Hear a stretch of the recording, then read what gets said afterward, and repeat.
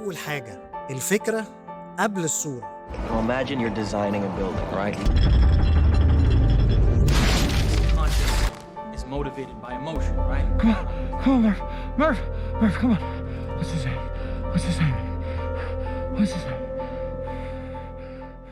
لو أنت مخرج أو صانع محتوى، في 3 حاجات كريستوفر نولان بيعملهم هتغير شغلك تماماً.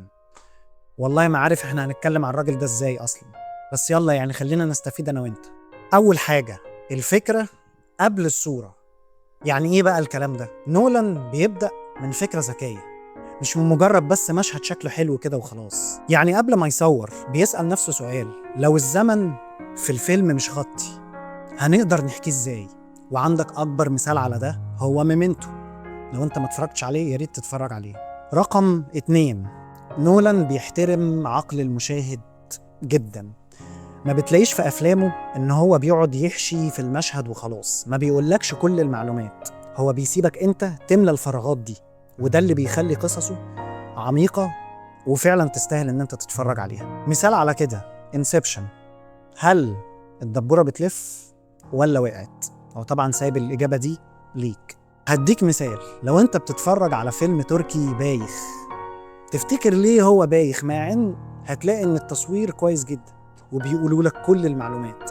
واحنا بطبعنا بنحب نعمل بازل، بنحب ان احنا نجمع المعلومات من دماغنا احنا، هو ما يقولناش، احنا اللي نجمعها. فده اللي بيخلي القصة 100. رقم 3 والأخير، كل مشهد ليه هدف.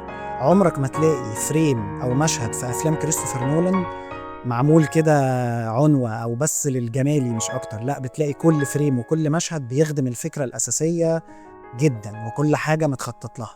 فقبل ما تصور المحتوى بتاعك خطط للفريمات بتاعتك كويس جدا، واسأل نفسك سؤال: هو هل المشهد ده أو لو هل الحتة دي في الفيديو بتخدم الفكرة الأساسية اللي أنا جاي أقولها للناس ولا لأ؟ لو لأ يبقى امسحها وكمل بعدها. فياريت ما تحسيش عزيزي المشاهد. لو أنت إديتور أو مخرج أو صانع محتوى، ارجع اتفرج على أفلام كريستوفر نولان تاني، بس المرة دي كطالب مش كمشاهد، علشان